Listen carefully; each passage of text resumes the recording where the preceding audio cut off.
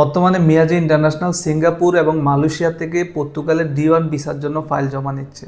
আপনি আমাদের মাধ্যমে ফাইল জমা করে পর্তুগালের D1 ভিসা করতে পারেন।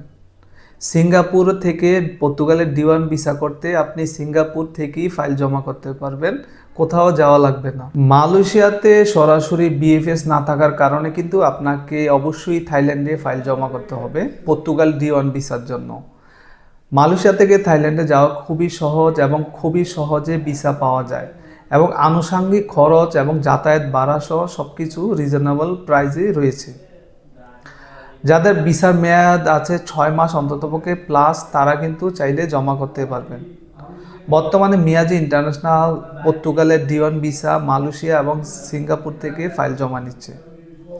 আপনি যদি জমা করতে চান তাহলে যোগাযোগ করুন আমাদের দেওয়া হটলাইন নাম্বারে এবং যে কোনো একটি নাম্বারে, অথবা পাঠিয়ে দেন আপনার পরিবারের সদস্যকে সরাসরি আমাদের অফিসে।